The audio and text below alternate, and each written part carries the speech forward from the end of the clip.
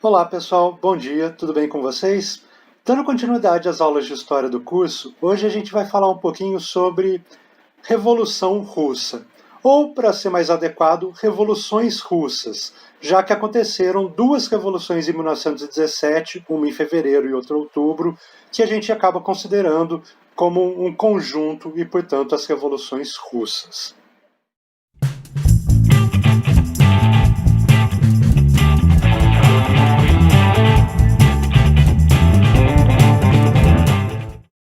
Antes da gente começar a falar sobre como foram as revoluções, eu preciso falar um pouquinho para vocês sobre como era a Rússia ainda no século XIX, na passagem do século XIX para o século XX. E eu já posso adiantar para vocês que a situação da Rússia no século XIX era terrível. Por exemplo, a servidão só foi abolida formalmente na Rússia em 1861. Até 1861, portanto, os camponeses russos, que tinham o nome de mujiques, como eles eram chamados por lá, eles tinham que pagar obrigações de serviço como a talha, a corveia, a banalidade, aquelas coisas todas que eu tenho falado para vocês desde o início do ano. Para falar a verdade, foi na primeira aula do ano que eu falei das obrigações de serviço. Isso está acontecendo na Europa desde o século V, desde o fim do Império Romano e o surgimento, portanto, do feudalismo. Enquanto no resto da Europa o feudalismo foi desaparecendo aos poucos e a Revolução Francesa, por exemplo, extingue as obrigações civis, lá na Rússia não. Isso acabou perdurando por mais uns 60 e poucos anos, quase 70, e foi formalmente extinto só em 1861. Se você é um camponês russo, você teria que pagar aquelas taxas e obrigações de um servo preso à terra, como no século V ou no século VI, ou seja, era muito atraso em relação ao desenvolvimento social do resto da Europa. Outra coisa importante é que a Rússia ainda era um país absolutista. O czar, que é o nome do imperador russo, ele governava sem nenhuma limitação. De novo, do mesmo modo que a Revolução Francesa já tinha imposto limites ao absolutismo, por exemplo, na França, isso acabou sendo seguido em outros países, lá na Rússia isso não chegou, não foi implementado. Portanto, o czar governava de maneira absoluta, sem nenhum tipo de limitação dos seus poderes. Ou seja, a Rússia tinha uma situação social bastante caótica, bastante difícil, principalmente para esses camponeses que ainda viviam no regime de servidão até metade do século XIX. Quem sustentava esse absolutismo na Rússia eram dois grupos. Primeiro, a nobreza, que tinha lá os seus privilégios, e segundo, o clero, ligado à Igreja Ortodoxa Russa, que também não pagava impostos e também tinha privilégios políticos. Isso mostra, portanto, que a Rússia ainda vivia numa situação parecida com o restante da Europa pré-Revolução Francesa. Um outro ponto importante para explicar como era a Rússia no século XIX é que a Rússia começou a tramar acordos militares com a França e com a Inglaterra, e esses acordos são aqueles que formaram aquela política de alianças que uniu esses três países na Primeira Guerra Mundial. Mas esses acordos secretos não eram só sobre teor militar, eles também tratavam de assuntos econômicos, assuntos industriais. E uma das coisas definidas nesses acordos é que a França e a Inglaterra iriam investir na industrialização da Rússia. E vocês podem se perguntar, qual era o interesse da Inglaterra e da França em investir na industrialização russa? O fato é que, com o avanço da luta dos trabalhadores nesses dois países, na Inglaterra e na França, o trabalho passou a ficar cada vez mais caro. Esses trabalhadores lá na Europa Ocidental, eles já tinham alguns direitos, como, por exemplo, as férias, um descanso remunerado semanal, e, portanto, isso acabava encarecendo o custo desse trabalhador para as indústrias. Lá na Rússia, um país não industrializado e semi-feudal, recém-saído lá das regras do feudalismo, a exploração dos trabalhadores poderia ser feita de maneira mais intensa. Portanto, tanto Inglaterra como França, nos acordos militares que tramaram a política de alianças às vésperas da Primeira Guerra Mundial, também garantiram que eles fariam investimento no processo de industrialização da Rússia para poder explorar os trabalhadores russos de maneira um pouco mais intensa, coisa que lá na Inglaterra e na França já não era mais permitido por causa do avanço da legislação trabalhista. Os trabalhadores russos seriam mais explorados que trabalhadores ingleses e franceses. É o mesmo motivo que hoje, por exemplo, parte da produção industrial é transferida dos países mais desenvolvidos economicamente para países em via de desenvolvimento, porque lá o trabalhador é mais barato. Por isso que quando vocês compram uma roupa de marca, por exemplo, em vez de ser produzida no lugar em que ela foi desenhada, por exemplo, na França, ela acaba sendo, na verdade, confeccionada lá em Bangladesh, na Índia ou na China, porque o trabalhador lá custa menos para essa empresa. A mesma coisa está rolando com a Rússia lá no início do século XX, finalzinho do século XIX, início do século XX, quando esses países da Europa Ocidental, principalmente Inglaterra e França, começam, por causa desses acordos diplomáticos, a investir no desenvolvimento da indústria russa. Resumindo, a situação dos camponeses não era das melhores, já que esses camponeses viviam um regime semi-servil. Para piorar, eles ainda eram submetidos a castigos físicos, que eram castigos físicos legais. A nobreza poderia punir fisicamente os servos presos às suas terras. E daí eles geralmente acabam dando chicotadas nesses servos, quando eles acabam não cumprindo algum tipo de objetivo estipulado. Isso aparece bastante na literatura russa, nos livros do Dostoiévski, nos livros do Tolstói, acabam explorando esse tipo de situação em que o nobre acaba submetendo os camponeses a uma situação meio vexatória. Então a situação do camponês não era legal no século XIX. A situação do operariado também não era legal, uma vez que lá ele estava sendo mais explorado do que outros países. Lá ele era explorado como se fosse na Inglaterra no início do século XIX. Aquela situação em que eles trabalhavam cerca de 14 horas por dia, 12 horas por dia, e não tinham um salário digno, não tinham descanso, não tinham férias, sofriam acidentes que não eram indenizados de nenhuma maneira. Ou seja, também a situação do operário também não era das melhores. E para piorar, a Rússia tinha um grupo de burgueses que estavam interessados em tomar a frente do processo de industrialização da Rússia. Mas por causa desses acordos da Rússia feitos com a Inglaterra e com a França, esses países passaram a ser privilegiados no processo de industrialização, e a própria burguesia russa se viu presa a uma série de limitações que esses investidores estrangeiros não tinham. Portanto, a situação também da burguesia russa, da nascente burguesia russa, não era das melhores. Eles não eram privilegiados pelo Estado, pelas atitudes do czar, que acabava preterindo eles a favor dos industriais franceses e ingleses. Ou seja, a gente tem uma situação em que camponês, operário e burguês não estão satisfeitos com as políticas do governo russo, com o governo absolutista lá da Rússia, na virada do século XIX para o início do século XX.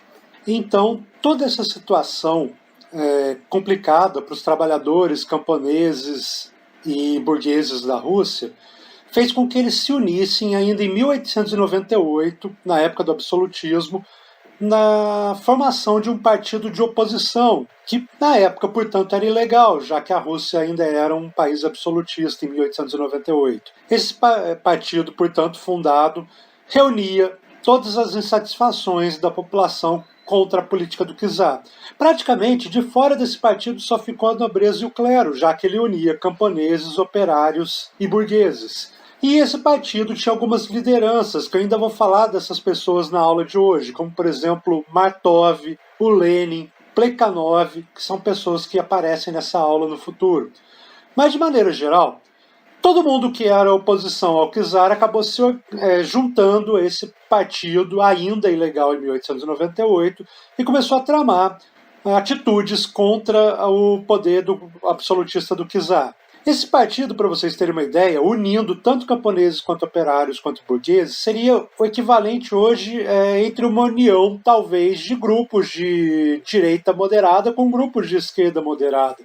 Seria talvez uma união do PT com o PSDB contra a autoridade de um czar. Isso se acaba se revelando no nome do partido, que era Partido Operário Social Democrata Russo, um nome gigante, que tanto nem dá para aparecer aí na tela, vocês tiveram que ver só a sigla do Partido Operário Social Democrata Russo. E esse partido começa, portanto, a atuar em oposição ao czar ainda dentro da legalidade.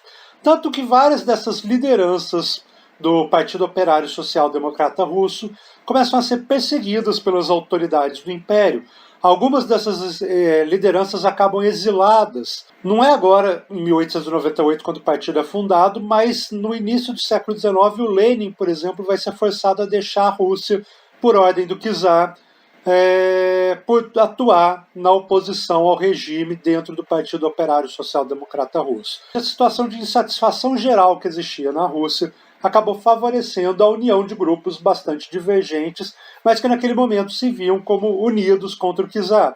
De novo, fazendo um paralelo com a Revolução Francesa, seria o equivalente à associação entre girondinos e jacobinos na luta contra o antigo regime. É isso que está acontecendo de novo lá na Rússia, no início do século XX, a união de grupos políticos sociais bastante diferentes. E a situação toda se agravou por causa do imperialismo russo. Eu comentei com vocês na última aula e na penúltima também, quando eu falei sobre Primeira Guerra Mundial, as causas da Primeira Guerra Mundial, que todas as grandes potências europeias eram mais ou menos imperialistas. A Inglaterra, a Alemanha eram bastante imperialistas. A Rússia era imperialista, mas até a página 2, até porque ela não é uma grande potência internacional, ela não é capaz de bater de frente, por exemplo, nos interesses da Inglaterra. Portanto, imperialismo russo é um imperialismo não assim tão gritante. E ele vai investir esse ideal imperialista em áreas um pouco marginais para as outras potências europeias. Onde são essas áreas marginais? Ali na região dos Balcãs, que inclusive eu comentei com vocês que isso tem a ver com a origem da guerra, quando o nacionalismo sérvio começa a ser associado ao pan-eslavismo lá do Império Russo, e daí isso acaba se chocando com os interesses dos austríacos, isso gera a Primeira Guerra Mundial. Se vocês não lembram, é só clicar aqui em cima que vocês conseguem assistir a aula sobre Primeira Guerra Mundial. Mas o importante então é que esse imperialismo vai ser direcionado para áreas um pouco periféricas, para os Balcãs, como eu falei, e também lá para o Extremo Oriente. A Rússia acaba desejando ocupar e se tornar uma potência imperialista naquela região que aparentemente não tinha nenhum império capaz de bater de frente com os interesses russos, a região do Extremo Oriente. É nessa época que a Rússia começa a definir de maneira mais clara o seu controle sobre territórios que hoje são a parte bastante oriental da Rússia, como, por exemplo, a região lá da Sibéria, a região ali próxima ao Alasca dos Estados Unidos. Todo esse território todo começa a ser mais efetivamente controlado pelos russos nesse período da monarquia absolutista, da época dos czares, em que eles acabam revelando uma postura bastante imperialista. O problema é que esse imperialismo russo do século XIX e do início do século XX, lá no Extremo Oriente, acaba se chocando também com o interesse de uma nação que estava se industrializando rápido lá no Extremo Oriente e também, por consequência, começando a adotar uma postura imperialista. E essa nação é o Japão. Eu falei para vocês na aula sobre a Segunda Revolução Industrial que o Japão se industrializa depois da Revolução Meiji, por volta dos anos 1870, e essa industrialização é bastante intensa e bastante rápida, ou seja, por volta do ano 1900, o Japão já é um país industrializado, ou em vias de uma industrialização bastante intensa. E os interesses, portanto, japoneses, os interesses imperialistas japoneses, acabam se chocando com os interesses russos lá no Extremo Oriente. A Rússia quer controlar regiões que o Japão também quer controlar. E como guerra imperialista é fruto desses conflitos de interesse entre duas nações por territórios que são disputados pelas duas, o que vai acontecer entre Rússia e Japão é que elas vão entrar em confronto em 1904 e 1905, no que ficou conhecido como Guerra Sino-Japonesa. Correto, é Guerra Russo-Japonesa. Vocês vão ver, por exemplo, como que esse imperialismo russo era visto pelos japoneses como uma maneira, algo de confronto, que existiam charges que acabam mostrando os russos como um povo tentando espalhar os seus tentáculos. É interessante que em umas aulas mais para trás eu também falei de como que a mesma imagem do povo com seus tentáculos dominando territórios por aí foi usada pelos franceses para acusar os alemães de serem imperialistas, ou seja, essa coisa aí tentacular essa imagem é sempre usada como crítica aos países imperialistas. Então a Rússia e o Japão vão entrar em guerra em 1904 e 1905, E se tem alguma coisa que eu falo para vocês, é uma dica que eu quero que vocês levem para a vida de vocês, não é só um ensinamento para fazer a prova do Enem ou um conhecimento de história, é que se vocês forem comandantes de alguma nação, não façam guerra com a Rússia. Não dá certo, vai dar errado, vocês vão perder, certo? Napoleão tentou invadir a Rússia e se deu mal, o Hitler tentou invadir a Rússia e se deu mal, e o Japão tentou vencer a Rússia numa guerra e ganhou. O Japão ganhou, esqueci disso. Pois é, o Japão ganhou a guerra sino-japonesa. E isso acabou desencadeando uma série de revoltas lá na Rússia. Por quê? Primeiro porque a Rússia acabou perdendo a guerra. Segundo, porque o pessoal que ia para a linha de frente dessa guerra contra os japoneses eram geralmente camponeses e operários. Eu falei na última aula também para vocês que o exército ainda era organizado de uma maneira bastante calcada na nobreza. Então os oficiais são da nobreza, mas quem vai para a linha de frente e troca tiro com o inimigo são pessoas de classe mais baixa, como camponeses e operários. E esses nobres russos, eles até 1860 lidavam com o pessoal das classes sociais inferiores como se eles fossem servos, inclusive, como eu citei, dando chibatada quando não concordavam com as atitudes desses subalternos.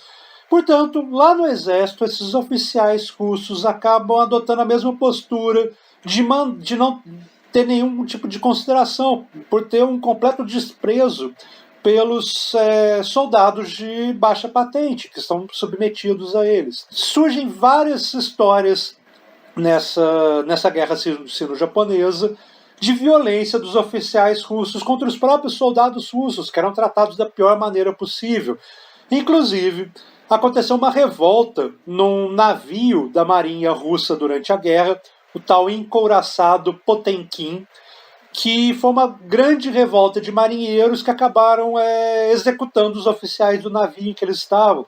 Essa história toda ficou famosa porque depois da Revolução Russa, já na época da União Soviética, lá por volta de 1924, 1925, foi feito um filme com esse nome, Encouraçado Potemkin, que ficou bastante famoso e conta a história dessa rebelião de marinheiros russos contra a autoridade dos oficiais do exército russo oriundos da nobreza. Esse filme ficou famoso também porque ele inovava em recursos narrativos lá do cinema e tudo mais, e daí para quem gosta dessas coisas um pouco mais cults, esse filme Encouraçado Potemkin é famoso até hoje, embora seja um filme mudo de 1924. O importante é que essa derrota na guerra russo-japonesa fez com que o pessoal lá nas cidades maiores da Rússia, como Moscou ou Petrogrado, que é o nome que antigamente tinha o que hoje é a cidade de São Petersburgo, a população mais pobre dessas cidades acabasse se revoltando contra a guerra, contra o czar, contra a situação do campesinato e do operariado e também contra os modelos de industrialização da Rússia que favoreciam o investimento estrangeiro e não o próprio burguês russo. Todas essas coisas juntas, toda essa revolta que existia na população russa contra as decisões do czar, faz com que, em 1905, em janeiro de 1905, a população russa resolva se revoltar contra a autoridade do czar e fazer uma série de manifestações, da qual a mais famosa aconteceu no dia 9 de janeiro de 1905, quando a população da cidade de Petrogrado resolveu levar em direção ao palácio onde o imperador vivia, o Palácio de Inverno, hoje em São Petersburgo, uma série de reivindicações para a melhoria da qualidade de vida da população em geral. O imperador não estava no Palácio de Inverno naquela ocasião, e a população chegou e começou a tentar forçar a entrada, e a guarda imperial que protegia o palácio resolveu abrir fogo contra a população e matou uma parte grande da população. Não se sabe exatamente o número de mortos, mas se estima mais ou menos em 2.000 mortos nesse dia. E esse episódio ficou conhecido como Domingo Sangrento, porque ele aconteceu num domingo, lá dia 9 de janeiro de 1905, e esse episódio fez com que a população, em vez de diminuir o ímpeto com que demandava mudanças do czar, Isso fez com que ela se revoltasse ainda mais, porque ela viu que o czar resolvia a situação de maneira bastante autoritária. Resolveu o problema de forma violenta, na verdade só deixou a população mais inflamada e ela começa a cobrar mudanças do czar, começa a exigir uma democratização da Rússia.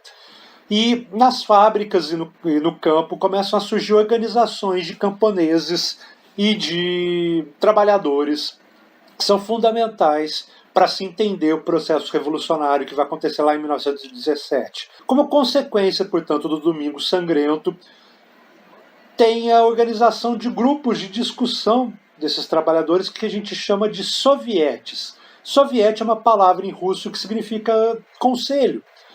Então, os camponeses e os operários, principalmente os operários da cidade lá de São Petersburgo, na época Petrogrado, resolvem, como forma de se organizar melhor para reagir a essa opressão do czar depois do Domingo Sangrento, eles resolvem montar grupos de debate, grupos de discussão para definir as ações deles, os tais dos sovietes. E esses sovietes que vão começar a organizar a luta dos trabalhadores, tanto nas cidades como no campo. É interessante que esses sovietes também viram não só grupos de organização política, mas também como grupos de leitura. Como a maioria da população operária e camponesa da Rússia era analfabeta, na virada do século XIX para o século XX, esses sovietes acabam virando um espaço em que alguém letrado vai lá e acaba lendo obras revolucionárias para os camponeses ou para os operários não alfabetizados. Era comum, portanto, então, que um advogado ou então um jornalista, algum profissional liberal mais revolucionário, fosse lá nos sovietes e lesse para os operários, ou então até mesmo um operário que tivesse alguma instrução maior. Eles iam lá e acabavam lendo, por exemplo, as obras do Marx, as obras dos anarquistas, como o Bakunin, por exemplo, e isso era absorvido pelos trabalhadores de maneira oral, já que eles não sabiam ler. Então ia se espalhando esse conhecimento revolucionário, essa teoria revolucionária entre os trabalhadores da cidade e do campo através dos sovietes, que eram essas organizações deles para tentar reagir ao autoritarismo do czar. Então, através da organização dos sovietes, os trabalhadores e os camponeses da Rússia começaram a organizar a luta contra o absolutismo do czar, na época o Nicolau II. Eles faziam reuniões esporádicas para decidir como agir contra essa autoridade do czar.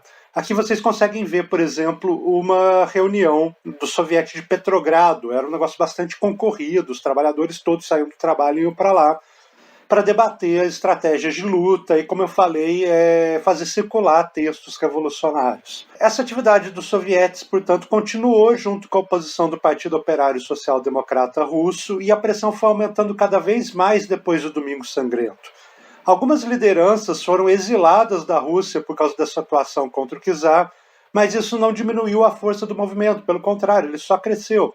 Foi depois do Domingo Sangrento, no exílio de vários intelectuais e membros do Partido Operário Social Democrata Russo e dos sovietes, que o Lenin acabou sendo exilado da Rússia. Ele é obrigado a sair do país e ele vai parar na Suíça, onde ele passa um tempo, até lá em 1917, quando ele é autorizado a voltar para a Rússia.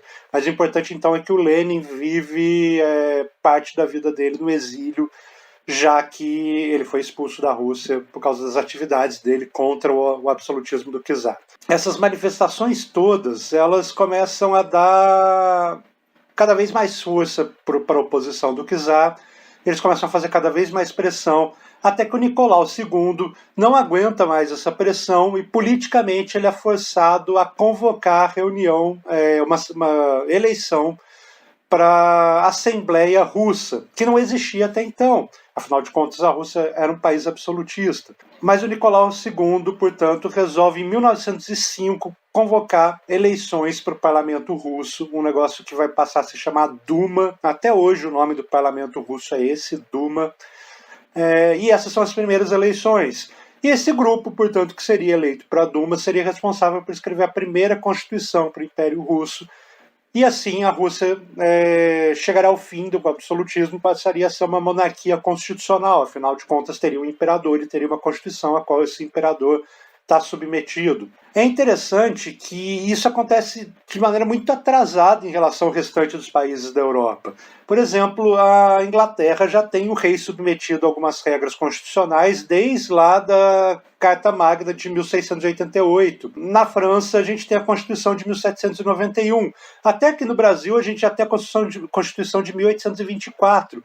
E lá na Rússia, só em 1905 que o czar abre mão do absolutismo e resolve convocar uma assembleia que, portanto, vai ser responsável por escrever a primeira Constituição russa. A Rússia tem um atraso político em relação aos demais países europeus e, como a gente viu, até em relação ao Brasil. Então, essa pressão toda dos sovietes, do Partido Operário Social Democrata Russo, os sovietes através de manifestações, de greves, e o Partido Operário Social Democrata Russo a partir de articulação política entre camponeses, burgueses e proletários, para mudar o sistema político russo, eles conseguem algum resultado com a Duma. Aqui, por exemplo, a gente consegue ver a primeira reunião da Duma, que é a abertura, portanto, dos trabalhos da Assembleia Constitucional Russa lá em 1905, quando foram eleitos os primeiros deputados, e, portanto, começa a funcionar o parlamento russo.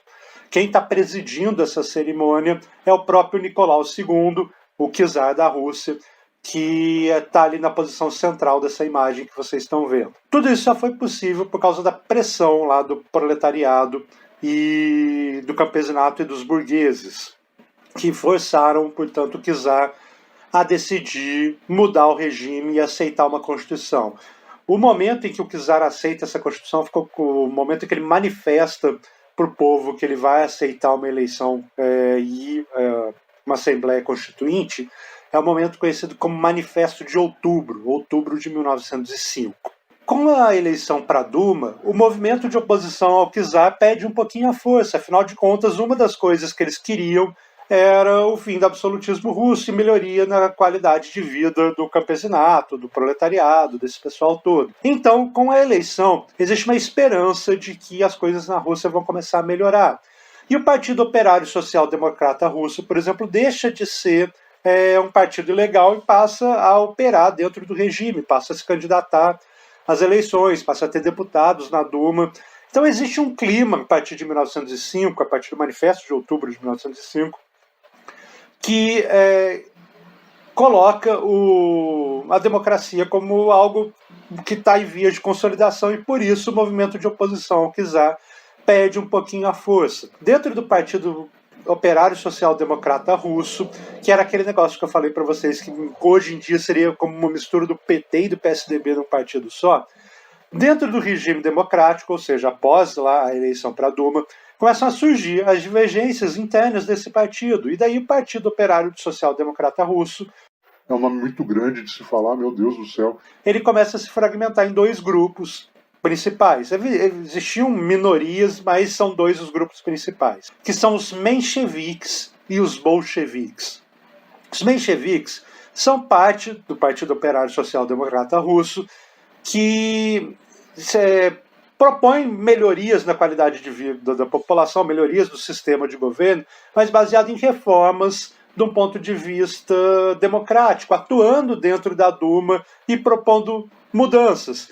Quem faz parte do grupo menchevique geralmente são burgueses ou profissionais liberais, como advogados, médicos, essas coisas assim. E eles propõem fazer mudanças na Rússia através de reformas pelo sistema democrático. Menchevique significa minoria, porque eles eram minoria dentro do Partido Operário Social Democrata Russo. Então o que eles estão propondo é mudar o sistema a partir de dentro, fazendo pequenas reformas e não batendo de frente com a autoridade do czar, mas trabalhando junto com ela, já que agora a Rússia tem uma Constituição. Então esse pessoal é reformista. Os principais nomes dos mencheviques são o Martov e o Plekhanov, que eu já falei para vocês, dois líderes aí mencheviques. E tinha um grupo que era um pouco mais radical, que era o grupo que achava que mesmo com essas mudanças democráticas na Rússia, a situação dos trabalhadores não ia mudar nada, enquanto o sistema continuasse baseado nas opiniões dos burgueses, da nobreza, do clero da Igreja Ortodoxa lá na Rússia. Então esse pessoal mais radical, eles preferem fazer mudanças não a partir do sistema democrático. Embora eles estivessem lá no parlamento, eles são favoráveis a uma completa ruptura com esse sistema da nobreza, com o imperador, com os membros do clero e até mesmo com os membros da burguesia. As principais lideranças desse segundo grupo, que se chama bolchevique e significa maioria, são o Lenin, que está no exílio, inclusive, e outras lideranças que estão ganhando prestígio ao longo desse período democrático entre 1905 e 1917, como Trotsky e o Stalin. Mas a principal liderança é o Lenin.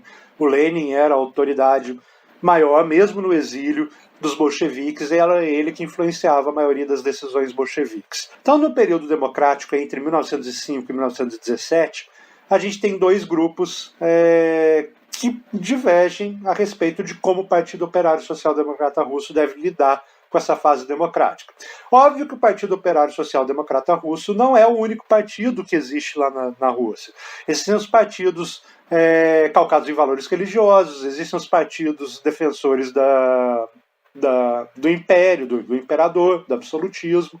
Ou seja, existe um grupo de pessoas lá com opinião política diferentes. Dentro do próprio Partido Operário Social Democrata Russo, dentro dos próprios bolcheviques, existiam divergências ideológicas entre eles, mas, no geral, a gente pode dizer que no interior desse partido existiam dois grupos principais, os mencheviques e os bolcheviques. E durante esse período democrático, então, eles estão atuando lá na Duma, cada um com as suas propostas, um mais reformista, outro mais revolucionário. A situação na Rússia não melhora com o surgimento da monarquia constitucional.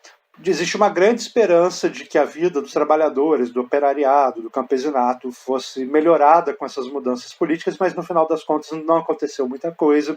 A situação continua bastante difícil, existe muita desigualdade social na Rússia no início do século XX. Aquela esperança toda com o surgimento do regime democrático acaba não acontecendo, mesmo agora com as eleições para o parlamento, até porque as eleições também acabam colocando membros mais elitistas no parlamento, e o povão que ansiava por reformas mais vigorosas acaba não vendo nada acontecer. Existe uma certa desilusão com esse período democrático por parte da população operária e camponesa, porque tudo aquilo que foi prometido, digamos assim, com a mudança democrática acaba não se cumprindo. Tudo isso piora quando a Rússia entra na Primeira Guerra Mundial em 1914. A gente viu que a Rússia é um dos primeiros países a se envolver na Primeira Guerra Mundial na última aula. E daí volta aquela situação toda que eu já tinha comentado com vocês sobre a Guerra Russo-Japonesa.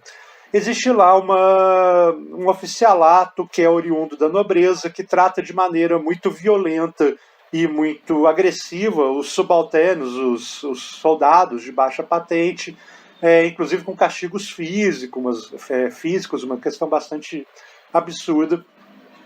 E daí volta a situação da guerra. O esforço de guerra mobiliza a economia lá da Rússia para a guerra, ou seja, começa a faltar alimentos, já que todo mundo precisa se dedicar ao esforço de guerra, uma guerra penosa, vai durar 3 anos da Rússia na guerra.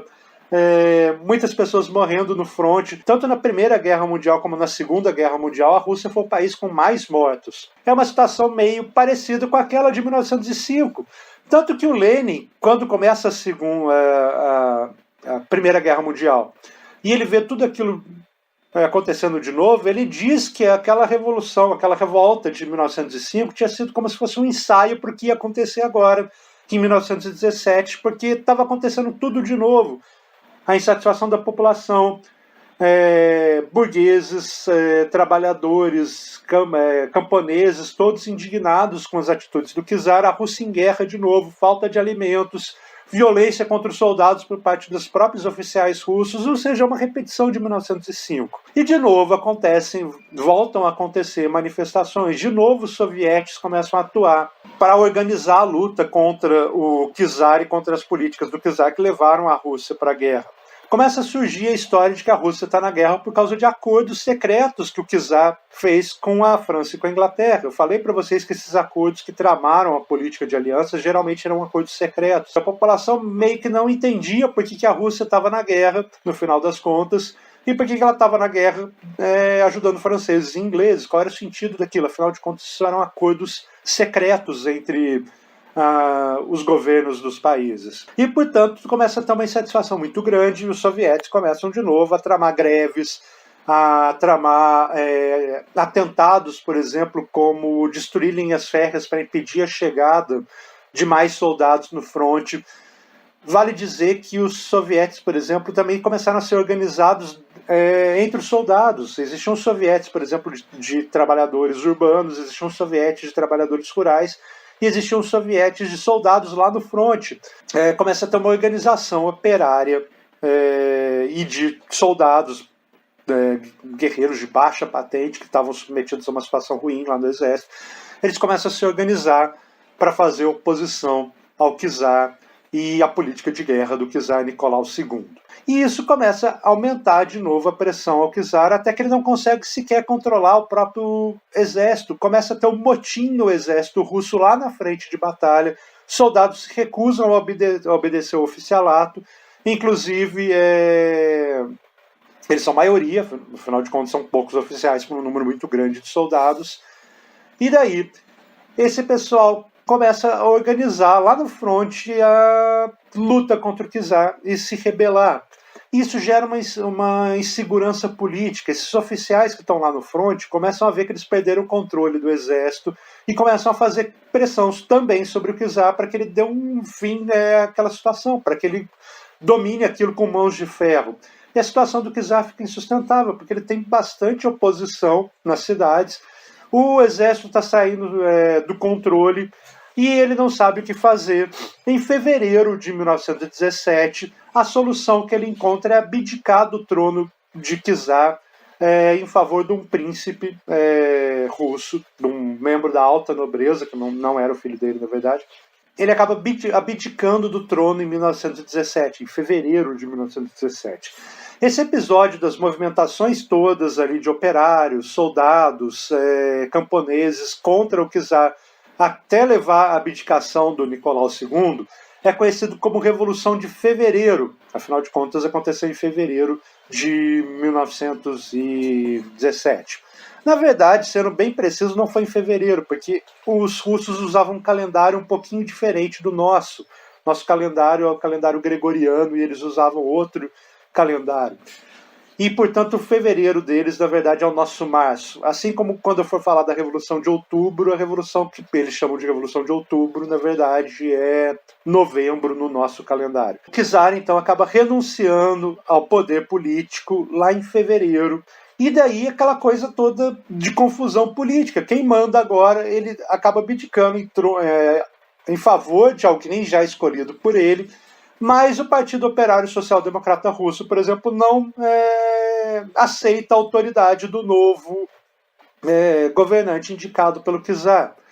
E tem toda uma confusão política que acontece na Rússia em fevereiro, até que se chega a um acordo de que quem vai governar a Rússia é um governo provisório, e daí começam as negociações políticas para definir quem vai fazer parte desse governo provisório a partir de fevereiro de 1917.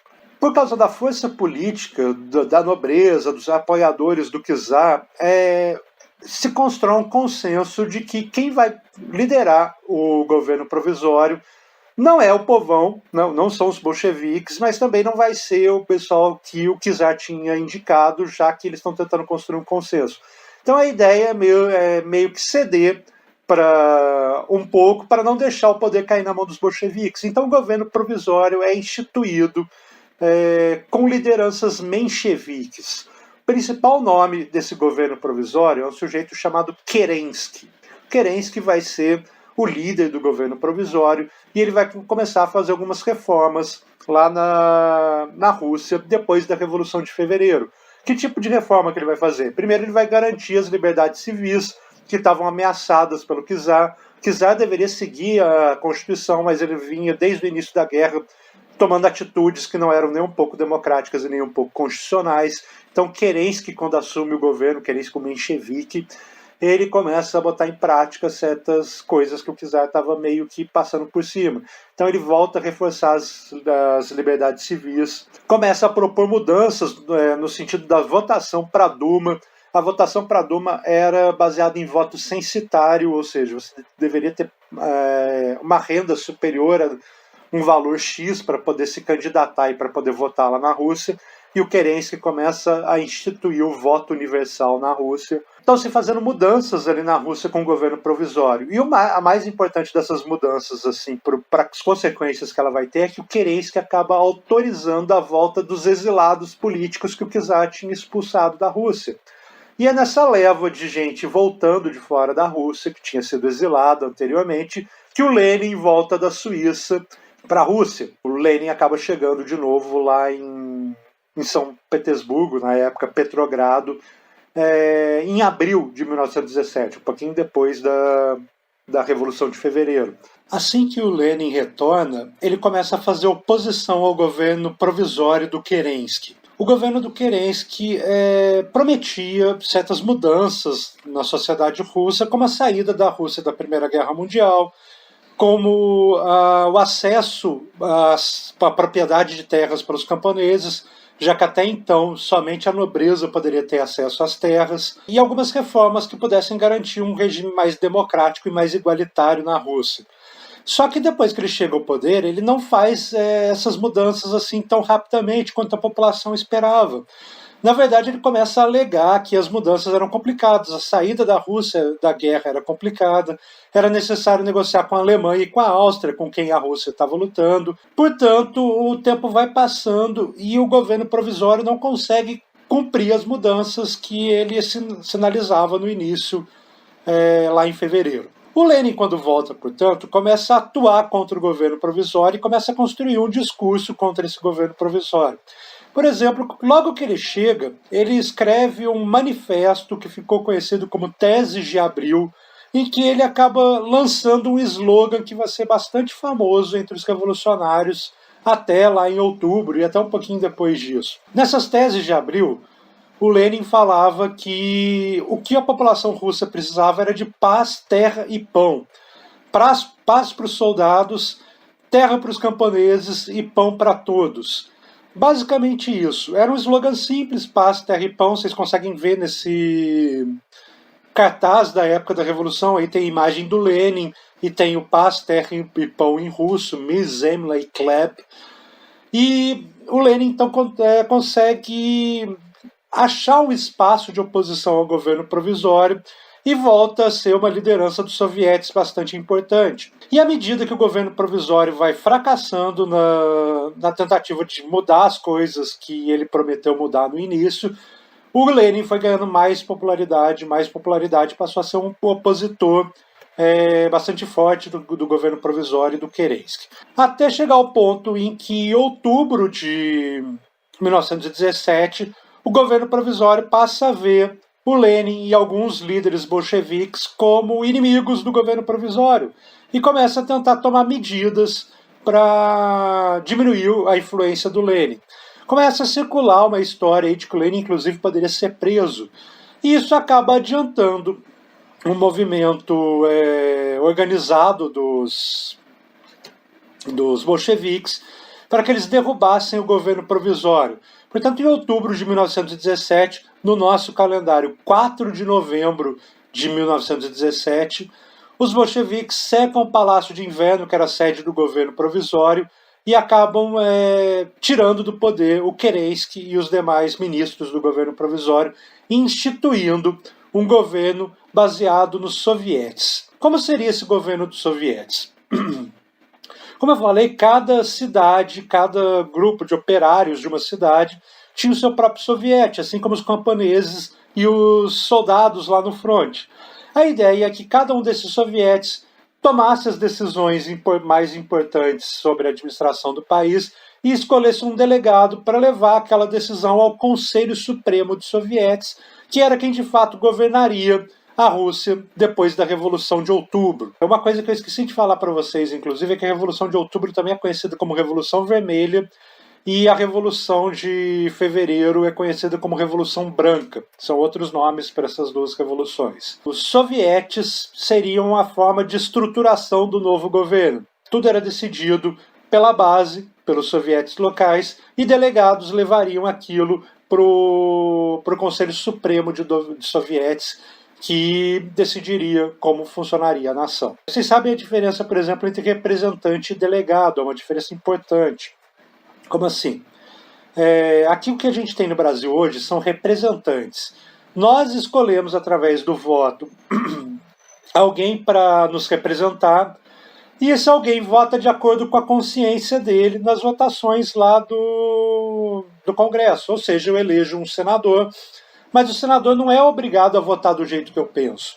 Ele vota de acordo com a consciência dele no contexto de cada votação. Por isso é importante saber quais são as ideias políticas desse representante. Afinal de contas, ele vai votar de acordo com a consciência dele.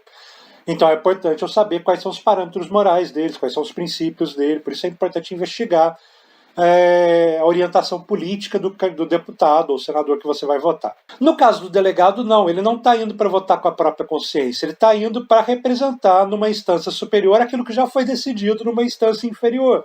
No caso, por exemplo, nós do Soviético aqui do Rio de Janeiro, votaríamos sobre determinado assunto e escolheríamos um delegado para ir para o Soviético Supremo e simplesmente informar aquilo que já foi decidido no Conselho de Base, no Soviético de Base. O delegado, na verdade, ele não vai votar com a própria consciência, ele vai simplesmente levar algo que já foi decidido por nós aqui na base e levar isso para uma instância superior.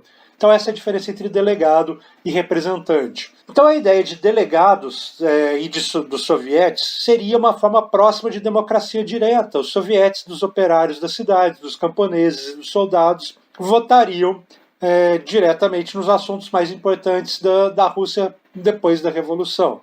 Esse era o sistema pensado pelo Lenin originalmente para administrar a Rússia revolucionária. Então, o governo do Kerensky acaba caindo em outubro. E em poucos meses, o governo revolucionário, baseado nas decisões do Soviético Supremo, consegue fazer aquelas 3 coisas que eram o slogan dos bolcheviques: a tal paz, terra e pão. Por quê? Logo que se passa a Revolução, as terras da nobreza são confiscadas e são distribuídas para os camponeses de 2 formas. Uma das formas seriam fazendas comunais, em que os camponeses poderiam trabalhar nessas fazendas e produzir de forma comunal, e outras fazendas seriam fazendas do Estado, em que o que era produzido ali era do Estado para ser distribuído em outros lugares. Por que isso? Porque os camponeses produziam para si próprios em determinado espaço, e produziriam, por exemplo, para a população das cidades que não pode estar no campo produzindo. Tá? Então teriam as fazendas coletivas e as fazendas estatais. O problema do acesso à terra, que era restrito à nobreza, foi teoricamente resolvido. Toda a produção de grãos que estava servindo para a especulação da nobreza. A nobreza guardava os grãos durante a guerra na expectativa de que o preço do trigo, por exemplo, aumentasse, eles tivessem maior lucro. Enquanto isso, o que estava aumentando, na verdade, era a fome do pessoal lá na Rússia.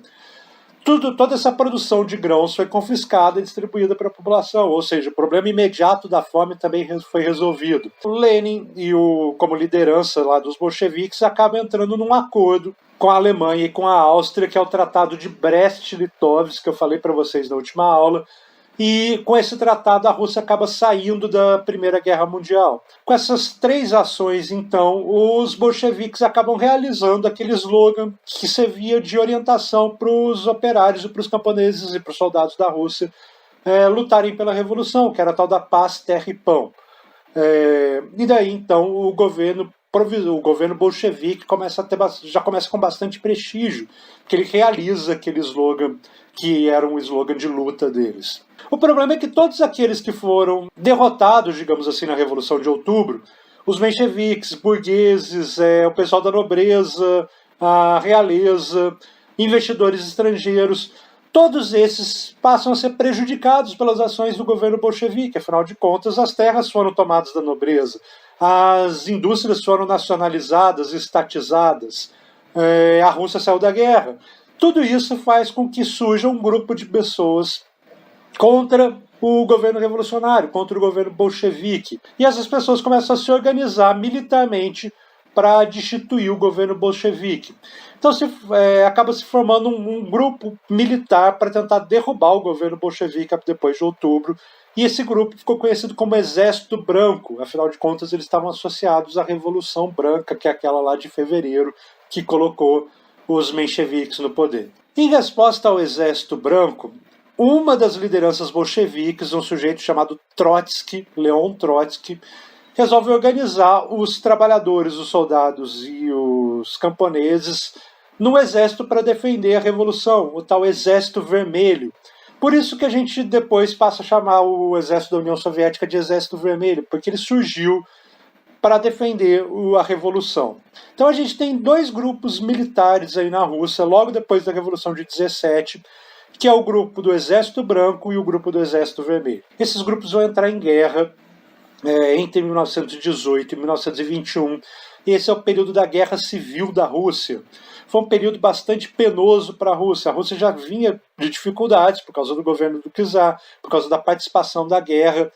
E logo quando as coisas parecem começar a se resolver com o governo provisório, começa uma guerra civil para derrubar o governo provisório bolchevique. Tem um filme que retrata, um filme bastante famoso que retrata essa história da Revolução e os anos da Guerra Civil, que é o Doutor Zhivago. É um filme bastante famoso dos anos 70, final dos anos 60, começo dos anos 70, não me lembro exatamente, que ganhou vários Oscars, e ele retrata esse período da Guerra Civil na Rússia, que é um período de bastante miséria. Como quem está lutando na Revolução são os próprios camponeses e operários, a produção de alimento acaba meio sendo suspensa para esses caras lutarem na Guerra Civil. Afinal de contas, eles estão defendendo a Revolução. A Revolução é dos camponeses, é dos proletários. E eles deixam de trabalhar porque eles estão defendendo a Revolução. E daí a crise de fome da Rússia se agrava bastante durante esse período, além de inverno rigoroso, a guerra.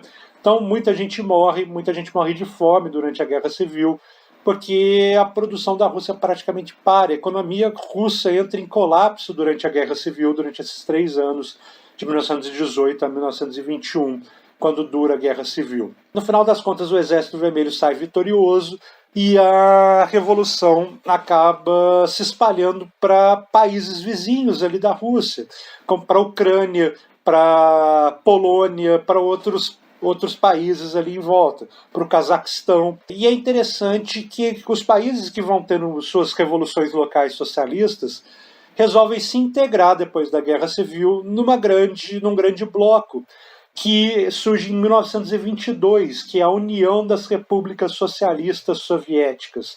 A gente geralmente fala da União Soviética como sinônimo de Rússia. Na verdade, a Rússia é uma das repúblicas da União das Repúblicas Socialistas Soviéticas. Rolou a Revolução Russa, rolou a Revolução no Cazaquistão, rolou a Revolução na Ucrânia, rolou a Revolução na Bielorrússia, e todas essas repúblicas então acabam se integrando à União Soviética, que surge só em 1922, e como o próprio nome diz, é uma união de várias repúblicas que fizeram suas revoluções socialistas. Passa a Guerra Civil, um período bastante crítico, surge a União Soviética, e finalmente as coisas parecem que vão começar a tomar um rumo, que as coisas vão tomar um corpo de acordo com o que era o desejo dos camponeses, dos operários. Mas aí tem um baque. Em 1924, o Lenin morre, pouco tempo depois da criação da União Soviética, 3 anos depois do fim da Guerra Civil, e começa a ter uma disputa de poder entre os líderes bolcheviques com mais prestígio. Quem eram esses líderes bolcheviques? O Trotsky e um sujeito chamado Stalin, Joseph Stalin. Esses dois caras vão começar a disputar quem tem mais poder dentro dos bolcheviques, um poder de influência e tudo mais, que consegue controlar, por exemplo, as votações dos sovietes. E eles têm perspectivas diferentes sobre como deve ser a Rússia depois do fim da Guerra Civil e já com a União Soviética formada. O Trotsky ele defende a internacionalização da Revolução. Ele acredita que a União Soviética, na verdade, não vai conseguir realizar os seus princípios se continuar existindo países capitalistas no mundo. Afinal de contas, o princípio capitalista é contra o princípio do socialismo soviético. Então não teria como realizar por inteiro o objetivo da União Soviética se ainda existisse capitalismo no mundo e, portanto, ele é favorável à internacionalização da revolução. E o Stalin tem uma outra perspectiva. Ele acha que é necessário primeiro fortalecer a União Soviética para depois começar a pensar no estabelecimento do socialismo ao redor do mundo. Mas primeiro é necessário garantir o socialismo na União Soviética. Então tem essas duas figuras aí que começam a polarizar a disputa pelo poder lá na União Soviética. Quem começa a ganhar mais força, quem começa a conseguir garantir mais apoio dentro dos sovietes e, portanto, dentro da estrutura de poder lá da União Soviética, é o Stalin. E ele, à medida que vai ganhando mais poder, ele começa a perseguir os opositores políticos, inclusive o Trotsky. Trotsky é obrigado a se exilar da Rússia. Ele, inclusive, vai para vários lugares, mas acaba se fixando no México. Lá no México, ele se torna bastante amigo da Frida Kahlo. Inclusive, morou um tempo na casa dela. Do Diego Rivera, que era marido da Frida Kahlo também, enfim, eles são amigos e ele fica no México por um tempo, inclusive tem um museu lá no México em homenagem a ele até hoje. Só que o Stalin, por exemplo, continua perseguindo ele. E em 1940, o Stalin chega ao poder em 27 na União Soviética e continua perseguindo os opositores, até que em 1940, por exemplo, ele consegue mandar um enviado dele para matar o Trotsky lá no México. O Trotsky morre no México, executado por alguém mandado pelo Stalin, e o sujeito que matou o Trotsky deu uma picaretada na cabeça do Trotsky lá no México. Mas o ponto importante, então, é que o Stalin toma o poder em 1927 na União Soviética, e a partir de então ele começa a mudar a organização dos sovietes, ele começa a centralizar o poder na mão dele.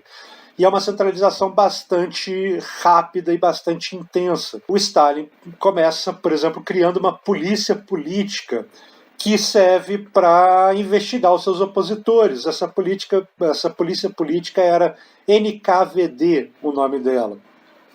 E a função dela era investigar aqueles que eram contra a Revolução Russa, mas na verdade eram identificados pela NKVD do Stalin como opositores a ele, Stalin. Então é um período de bastante perseguição política na Rússia, um período de expurgos, que era o nome de quando Stalin resolvia perseguir grupos opositores dele, prendia vários desses grupos opositores e mandava eles, por exemplo, para trabalhos forçados na Sibéria, ou simplesmente executava esses opositores.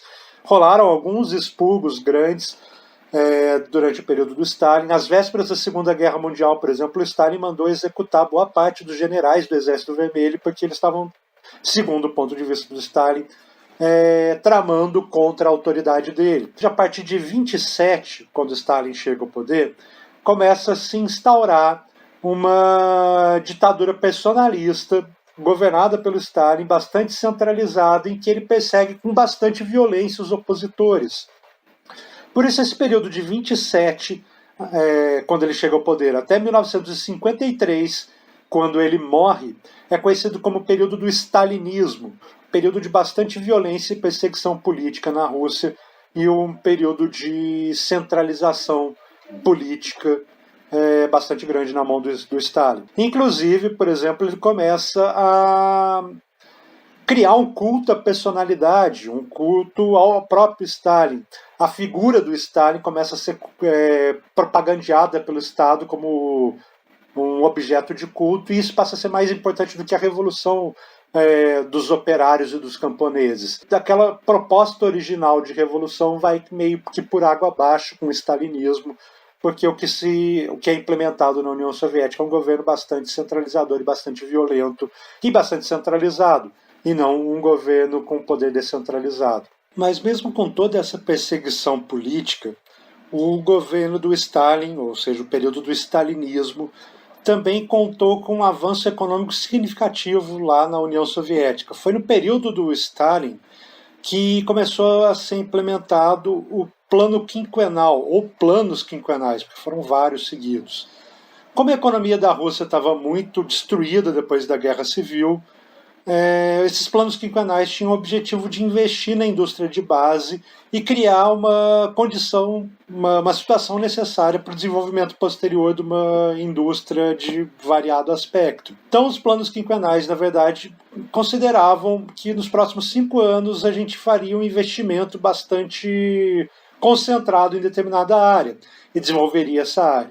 Depois, nos próximos 5 anos, no outro plano quinquenal, a gente desenvolveria outra área da economia.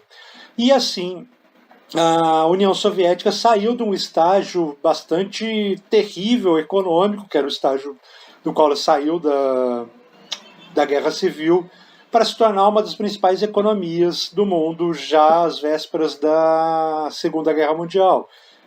A economia da União Soviética às vésperas da Segunda Guerra Mundial já é uma economia um pouco mais estabilizada, capaz de produzir o necessário para o esforço de guerra na Segunda Guerra Mundial, ou seja, os planos quinquenais acabaram trazendo algum resultado para o avanço econômico da União Soviética, mesmo que na esfera política isso representasse a perseguição severa dos oponentes do Stalin durante o período de repressão stalinista. Bom, pessoal, eu acho que isso era o que eu tinha para falar para vocês.